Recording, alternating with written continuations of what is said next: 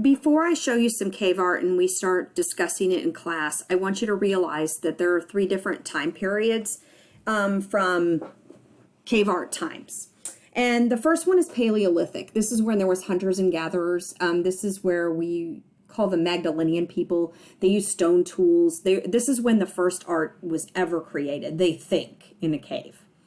Cave paintings were made in Spain and France, and the Ice Age took place during this time. Then there was the Mesolithic time period, and this was a transition period where not much art was made because people were trying to grow some crops and maybe get settled, and they were a little busy with that rather than creating pretty art in their caves. And then Neolithic time period, this is when agriculture was developed. Sheep and goat were domesticated, and a lot of art was created. During Paleolithic times, the first part, this took place from 40,000 to 10,000 BC, where works of art were placed in a permanent location, so humans had to go visit it, like the caves, or they were so tiny that they would fit in the palm of their hand so that the hunter-gatherers could just take them with them. Why would someone that worries about just survival want to create art? Why? So let's talk about this. And I'm going to show you some pictures. This first one in particular is an image taken from Lascaux Cave. And I told you the story about Lascaux. If you haven't seen that yet, you might want to watch that previous video that I made. But I want to talk about the artwork being fragile. Unfortunately, most of these works are very fragile, and you can't go into the caves today to see them. Because when caves are open, the conditions of the cave are compromised, and the artwork deteriorates. And so most caves today are closed, even to scholars. You can't go inside. And here's some others. This is a portion of a picture from what's called the Hall of Bulls. The subject matter, speaking of bulls, they portrayed humans. There were little stick people on some of these cave walls, human hands, large animals in action poses, geometric figures, and signs. Animals drawn were like mammoths, reindeer, horses, stags, bisons, wolves, things like that. Colors that they use. Some people believe that they could have painted with blood, berries, or charcoal. And in class, sometimes I ask that question, and those are guesses that are made.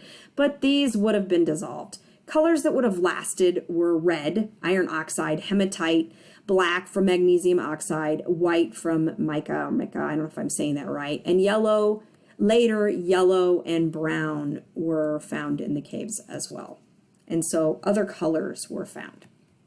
As far as supplies go, at Lascaux, they found pestles and mortars in which colors were mixed together with no less than 158 different fragmented lumps.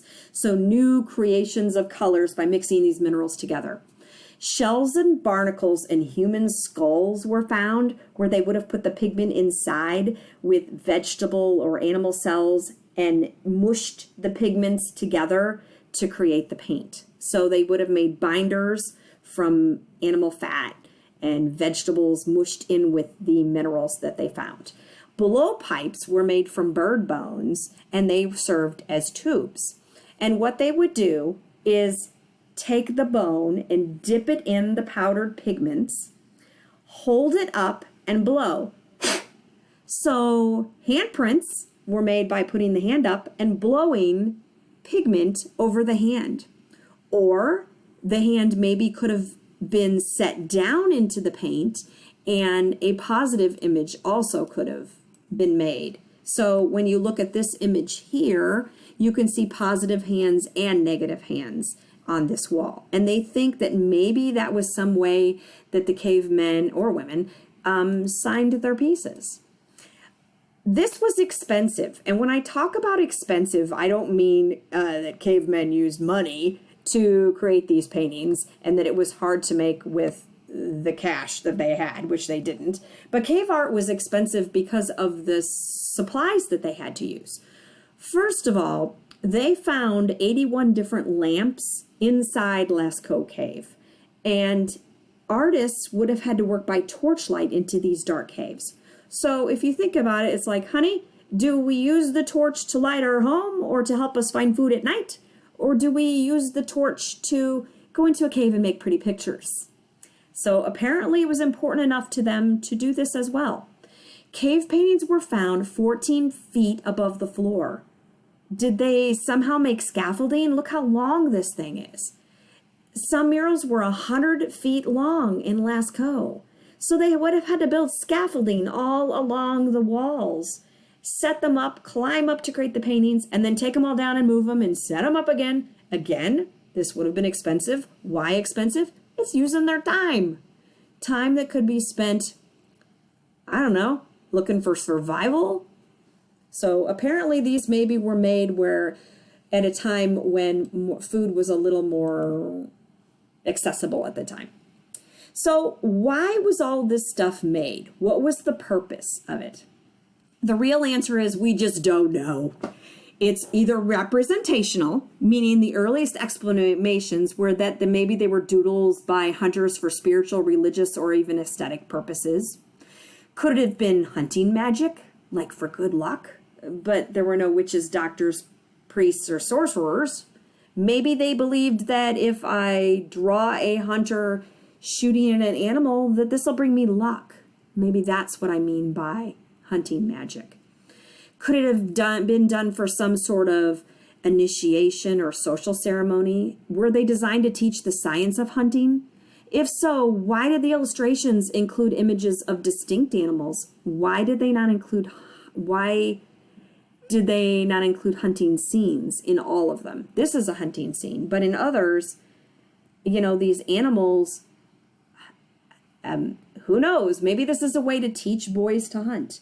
But as you and I both know, that if you're going to learn to fish, you don't just look at pictures of people fishing. You have to be shown how, and you have to actually do it in order to learn. Could it be a fertility ritual in hopes that the animals would maybe reproduce and create more food?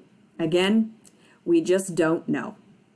So I've got some imagery that I want to show you, and these are pictures that I want you to study and put into your sketchbook. So in your journal, in your art journal or your sketchbook, do a little doodle of this animal. This is called the Chinese horse. And I wrote information down at the bottom. You can pause this if you need to. When I teach art history, I tell the students to do a little doodle of the picture so you can remember it. If you have a printer, you got it made. You can find the image printed out and glue it in your sketchbook, but not all of us have that luxury. And we put A, T, and D. Artist for A, T for title, D for date. Those three facts in particular under the pictures so that you can identify them later, maybe on a test.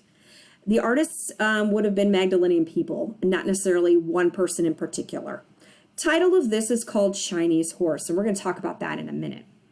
And the date, through radiocarbon dating, they think it's about 30,000 years old. Now, this is a Chinese horse.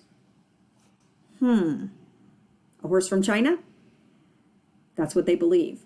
So how did a horse from China travel to France? How did an image from a Chinese horse get into a cave in France? Scholars maybe believe that the animal existed in France at one time and later became extinct. And so it's kind of interesting that they created cave paintings of Chinese horses during that time. The next one is called the Great Black Bulls. This is from the actual Hall of Bulls in Lascaux Cave, again created by Magdalenian people, and they think it's dated around 15,000 BC. Now, we talked about pictures, and those are two pictures in particular that I want you to know. There's one more thing that I do want you to know, though. We talked about sculptures fitting in the palm of your hand.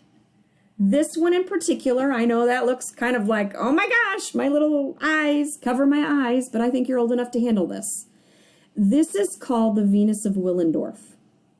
It is a woman in all her glory, but what's most important, or what's emphasized, is her female, that stuff, not the face. The face is covered by what they think to be some sort of hat, or maybe that is rows of hair, but not as important to the artist. And what else isn't important that's not shown here?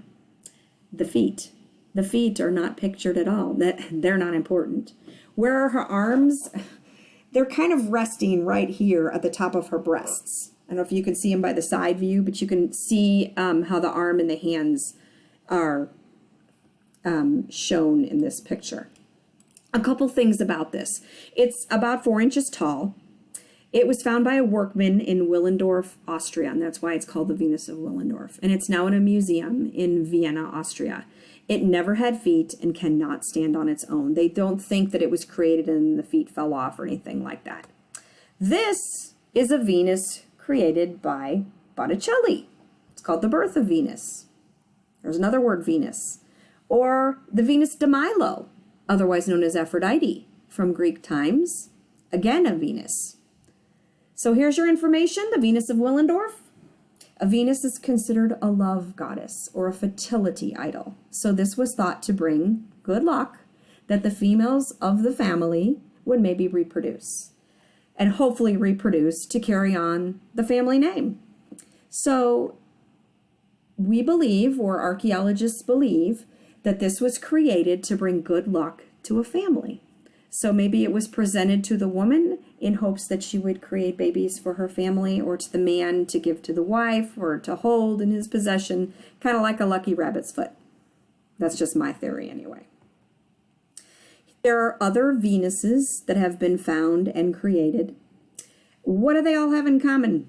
Well, again, the female organs are a little more important. What's hidden? The faces, the feet. What's shown? Female genitalia. What can you tell about the people who made these based on what you see? And why do you think these works were made? I told you my theory, and you can have your own discussion if you'd like. Other pieces were found that could fit in the palm of your hand as well. Here's a bison licking an insect bite. It was carved out of antler bone, and it was also found in France. Okay. During the Mesolithic period, this was a transition period and not much art was created. A lot of arrowheads, things like that. Agriculture rose up and artwork was not created so much.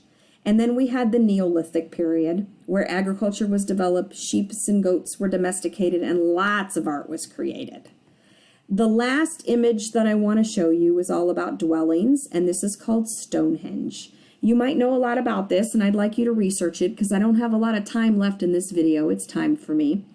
But this was a site in England where you could go, and there's all kinds of theories about this in particular. This monument is huge, rough-cut stone standing in the Salisbury Plain in Wiltshire, England, and it has captured imaginations for centuries. No one knows exactly who placed them there or why. Speculation ranges from human sacrifice to astronomy. It seems to have been designed to follow observations of astronomical phenomena.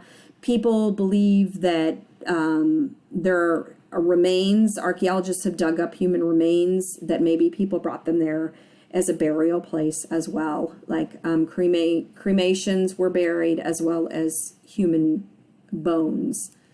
There is other artwork, of course, created, and things that have been found, like in Egypt, combs from the prehistoric times, a lot of things found in Egypt and in China as well. So when I talk about prehistoric art, it is not just in France and it is not just in England. There's tons more for you to study.